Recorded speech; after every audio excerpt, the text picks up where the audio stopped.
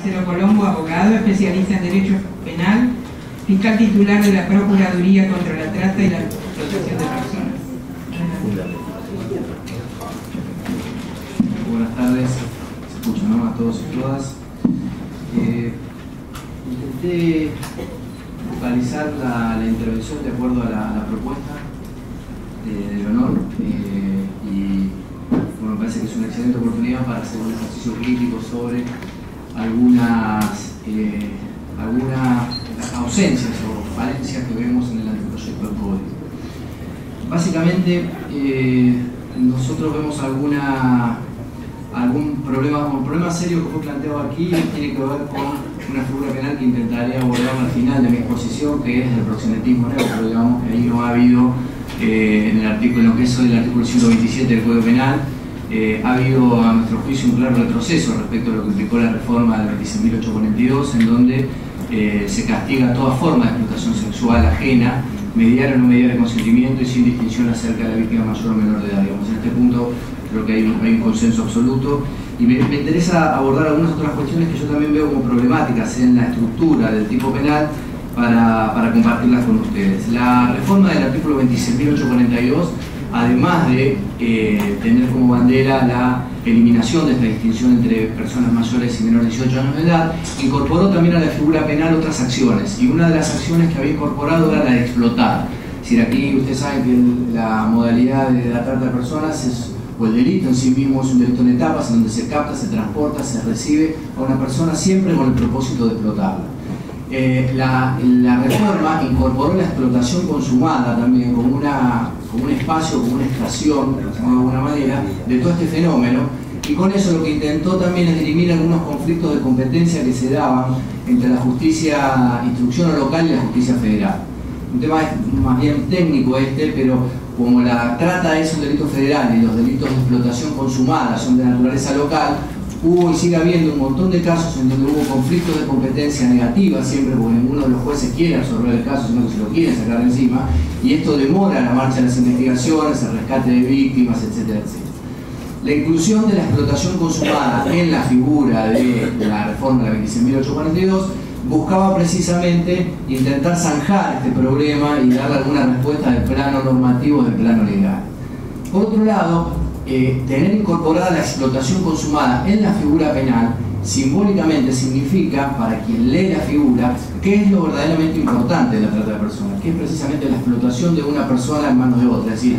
lo que es la captación, el transporte y la recepción son formas, son mecanismos, son caminos que llevan a la explotación, y lo que, digamos, todos lo que nosotros queremos evitar, todos los que estamos sentados acá, es precisamente eso, que se explote una persona en manos de otra. Y tener el verbo explotar en la figura penal nos parecía muy importante también desde este punto de vista. Ahí en la estructura que eligieron, además, se eligió sacar la figura de acoger, y esto también es un problema a mi juicio. ¿Por qué? Porque, como les decía recién, había una estructura que es la de captar, transportar, recibir, acoger a personas con fines de explotación. Y en esta modalidad de acoger, lo dice la jurisprudencia y la doctrina internacional y también muchos fallos nuestros, en los hechos lo que se castigaba era la explotación consumada de las personas, la explotación sexual. Casi todos los casos, el 90% de los casos se inician en el lugar de explotación, cuando se ingresa un prostíbulo, cuando se ingresa un taller textil, cuando se ingresa un campo. Desde ahí se trata de investigar para atrás, a ver cómo fue esa persona traída a ese lugar, quién la captó, quién la recibió. Pero lo determinante de la cuestión siempre, y como se inician los casos, todos los que están aquí, muchos tienen actuación directa en el inicio de esos casos, es en el lugar de explotación. Y la figura de acoger ha sido utilizada mucho por la jurisprudencia argentina. Y muchas sentencias dictadas en la República Argentina se han apoyado sobre esa figura de acoger.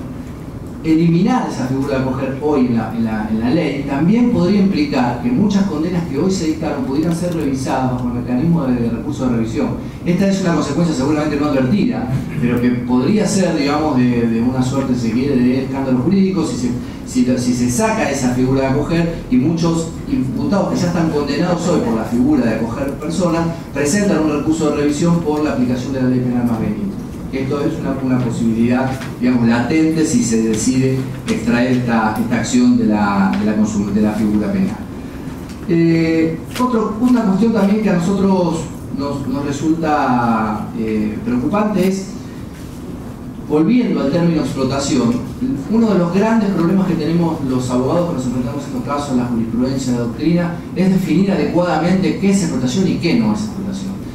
No solo esto en términos de explotación sexual ajena, que aquí quizás la definición es un poquitito más sencilla, pero sí cuando hablamos de explotación laboral, a nosotros se nos complica mucho en cada caso en concreto decir dónde empieza un trabajo muy abusivo en términos legales, que está el derecho laboral para corregir precisamente ese derecho laboral abusivo, y dónde precisamente termina el derecho laboral y tiene que ingresar el derecho penal porque ese trabajo o esa relación laboral ya es tan abusiva que el derecho laboral no la puede corregir y tiene que ingresar el derecho penal para decir esto es trabajo forzado, o esta es una reducción a servidumbre, o esta es una condición análoga a la esclavitud en nuestra práctica moderna. Y lo que vemos en la construcción o en la fórmula que eligió la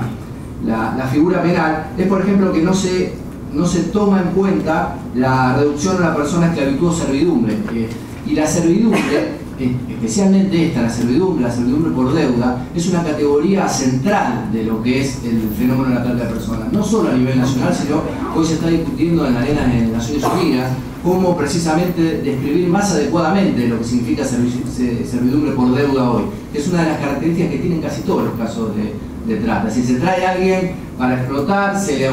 incrementa la deuda en lugar de explotación, nunca se dice cuándo se va a terminar esa deuda ni cuánto va a ser lo que se le va a pagar a esa persona. Y esta categoría de servidumbre y de servidumbre por deuda aparece en la norma, y eso podría complicar todavía más esta difícil tarea de interpretación de lo que significa explotación.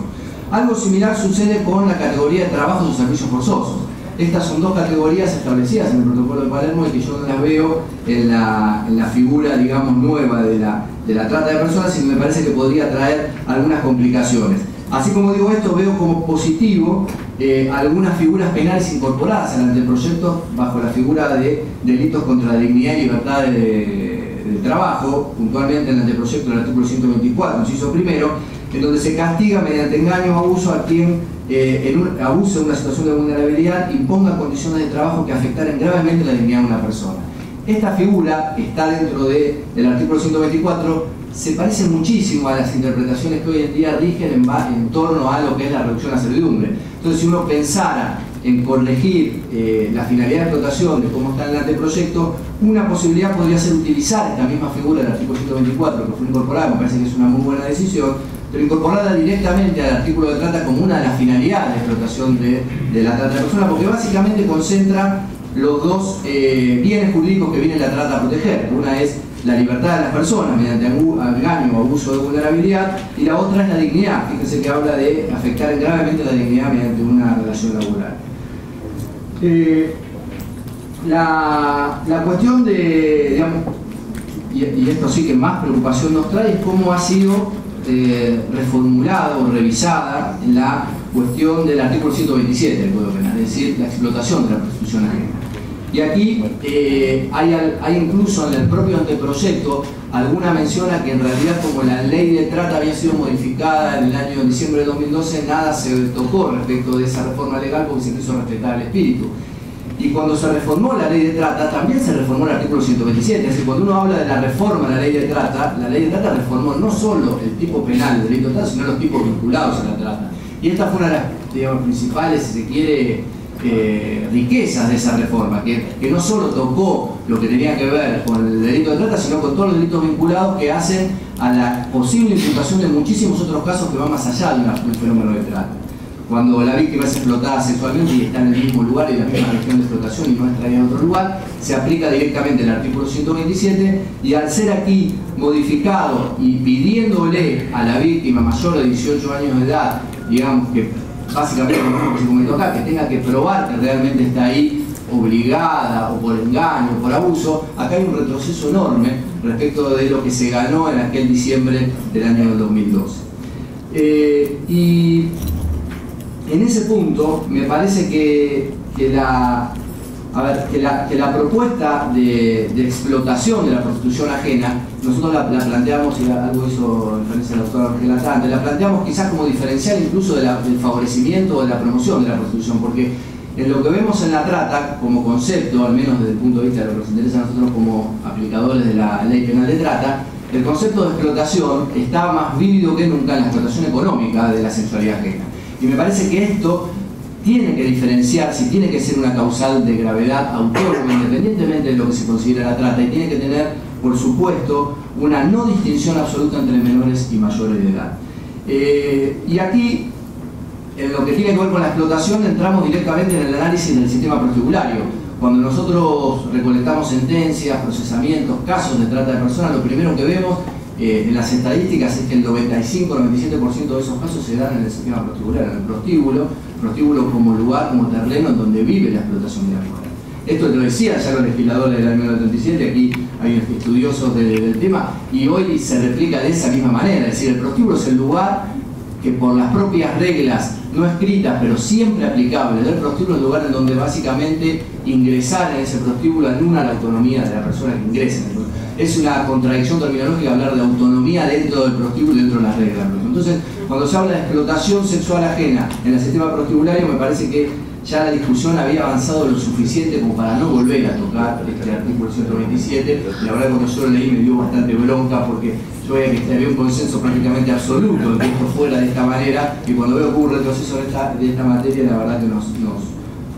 algún punto nos dolió. Incluso, y dos cuestiones más, con relación al artículo 17 de la ley 2331, que es aquella herramienta legislativa que desde la Procuraduría ex su fase nosotros utilizamos muchísimo para poder castigar penalmente al proxeneta, está siendo reivindicada hoy por la más actual jurisprudencia de casación. Hace una semana ha salido un fallo confirmando una condena del Tribunal Oral Federal de Santa Fe, en donde los tres jueces que actuaron en esa causa, que son precisamente Alejandro Slokar, que es un discípulo de Zaffaroni,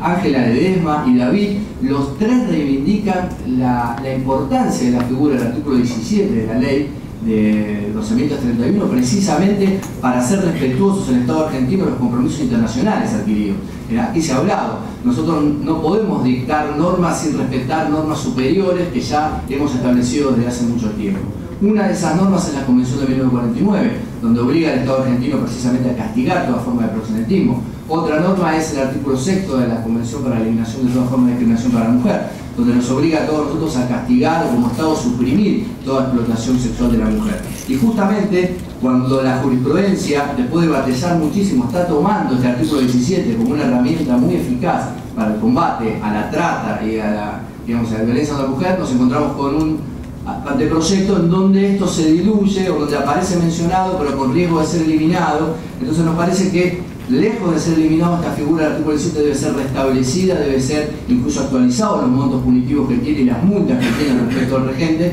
porque además también es absolutamente funcional para condenar a los tratantes en la faceta que más les duele, que es la faceta económica. Cuando uno habla de administración de un prostíbulo y ve que un prostíbulo está siendo administrado durante 7 años, uno puede, desde el punto de vista penal, decomisar todo el producido ilegal de esos 7 años y aplicarlo eventualmente a la asistencia de víctimas, como dice la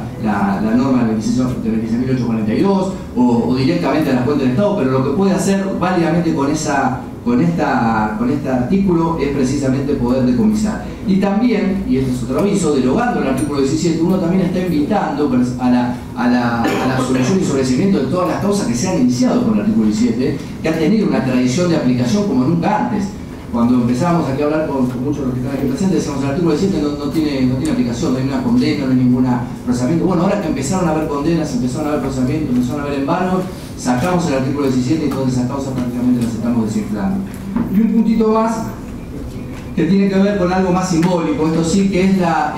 ley de trata. Hay un artículo que es muy importante y que también está empezando a utilizarse mucho, que es el artículo 5, que es la condición de no punibilidad de la víctima de trata. Es un artículo en el cual básicamente lo que se dice es que las víctimas que han cometido cualquier delito bajo la situación de explotación padecida no deben ser responsabilizadas. Y sería muy interesante incorporar directamente esta condición de no punibilidad al código. ¿Por qué? Porque la hace mucho más visible, obliga a cualquier lector del Código Penal a tenerla bien presente y a sumarla dentro de las posibilidades de precisamente no responsabilizar a una víctima que ha padecido situación de explotación y después se ha reconvertido precisamente en lo que puede reconvertirse muchas veces, que es madama o regenta de ese mismo prostíbulo del que hace unos años era parte objetivada y parte explotada. Así que bueno, estas son más o menos algunas observaciones rápidas. Espero que me hayan seguido, lo tengo escrito para quien lo quiera. Gracias.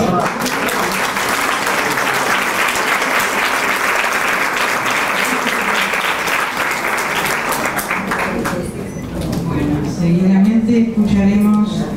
a la doctora Marta Fontella, abogada, integrante de ATEM, 25 de noviembre.